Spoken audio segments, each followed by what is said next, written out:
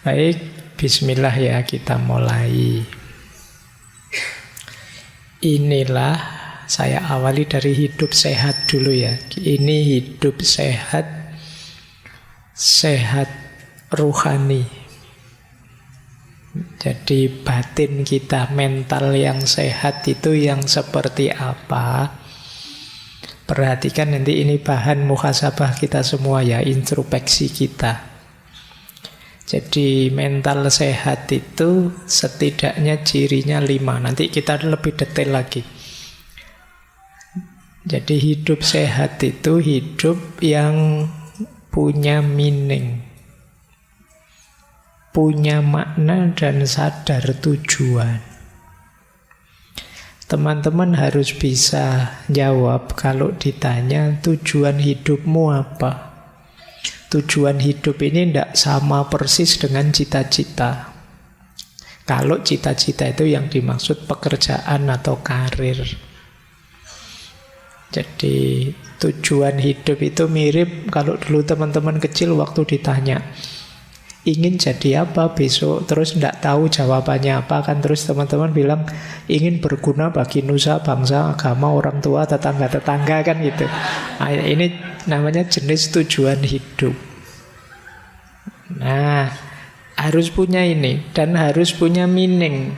Punya meaning itu teman-teman bisa jawab mengapa saya ada. Itu berarti teman-teman punya makna tentang hidup ini. Ini ciri pertama. Kalau belum punya, ayo diupayakan. Tidak usah panik juga, tidak usah stres. Ya, ayo pelan-pelan. Yang kedua, mental sehat, batin sehat itu punya value. Ada nilai-nilai yang ingin kita tegakkan, yang jadi sandaran hidup kita. Jadi hidup kita kan yang muda-muda kadang-kadang senang, saya ingin bebas saja Pak, tidak mau diatur, tidak mau ada apa-apa, pokoknya bebas sebebas-bebasnya, malah capek. Justru hidup nyaman itu kalau kita sadar nilai, ada yang diperjuangkan, ada yang disandari. Itu namanya value. Orang sebebas apapun sebenarnya secara tidak sadar juga punya value-nya sendiri. Tidak ada orang yang bisa sama sekali bebas, sama sekali lepas. Paling tidak dia sedang menegakkan satu value namanya nilai kebebasan. Jadi tidak ada orang yang tidak terikat oleh apapun. Setiap orang terikat oleh nilai yang dia anggap baik, yang dia anggap benar, yang dia anggap berharga. Itu kedua. Orang yang tidak punya nilai, tidak menghargai tatanan, tidak menghargai standar-standar hidup, dia akan sulit untuk berkembang. Yang ketiga, transenden. Transenden ini maksudnya kita sadar bahwa hidup ini ada sesuatu yang lebih besar, lebih tinggi, yang melampaui diri kita dan mempengaruhi kita. Kita kalau sendirian tanpa yang lebih tinggi itu, kita itu lemah, banyak kekurangan-kekurangan. Tapi ada yang lebih kuasa, lebih tinggi, melampaui kita, yang membawa pengaruh pada hidup kita. Ini dimensi transenden namanya. Ya kalau yang beragama biasanya ditegaskan itu ya Tuhan. Tapi mungkin ada orang lain yang dianggap melampaui dirinya, itu mungkin bisa nilai tertentu, bisa wawasan tertentu, dan lain sebagainya.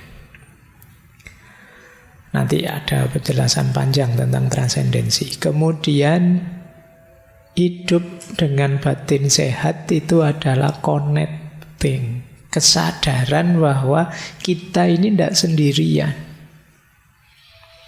Saya tidak ada artinya apa-apa tanpa kalian. Kalian butuh teman kalian. Dan seterusnya. Jadi kita ini saling nyambung. Jangan dikira Kalau saya sedih terus yang sedih hanya saya, bisa saja temanmu lihat kamu sedih ikut sedih. Ini punya teman kok merengut saja, akhirnya kita ikut merengut. Gitu loh. Kalau punya teman ceria, kamu kan ikut ceria. Ini kesadaran keterhubungan. Begitu buka medsos, isinya orang gegeran debat. Nah, kan kita ikut panas. Jadi padahal kemarin-kemarin kita bilang saya tidak ikut-ikutan kampanye-kampanyenan, silahkan saja. Tapi begitu baca postingan-postingan ikut panas kita. Kenapa begitu? Kita itu terhubung, jangan lupa. Jadi ada aspek connecting. Jadi kalau ingin baik, ya ayo baik bareng-bareng. Kalau ada yang rusak, ya bisa nular dan akhirnya kita bisa rusak bareng-bareng. Maka penting masing-masing kita sadar bahwa kita ini terhubung. Jangan kamu bilang, Allah ngapain sih kamu ikut campur rusak-rusakku sendiri, kalau tidak mau ya minggir saja. Ya memang rusak-rusakmu sendiri, tapi merusak ya keterhubungan di antara kita. Karena kamu rusak, ya pengaruh rusakmu bisa masuk padaku. Karena kamu tiap hari misuh-misuh, ya mulutku ya gatel pengen misuh balik akhirnya. Kenapa? Kita ini connecting, terhubung. Nah, maka carilah koneksi yang baik. Jangan cari koneksi yang toksik. Nah, itu bahasamu hari ini kan itu, toxic relationship.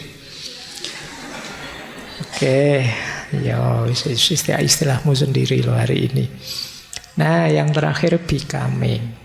Hidup nyaman, ideal, itu ya yang kita tambah baik, tambah baik. Jangan ada yang merasa sudah baik.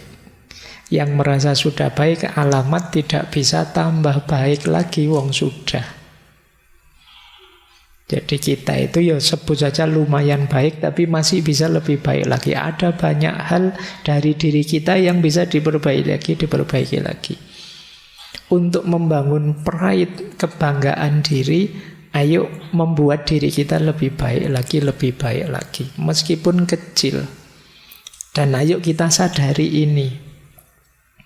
Kemungkinan teman-teman yang merasa kecewa dengan dirinya, merasa hancur hidupnya, itu tidak melihat dirinya yang bisa tambah baik lagi. Entah dalam hal apa.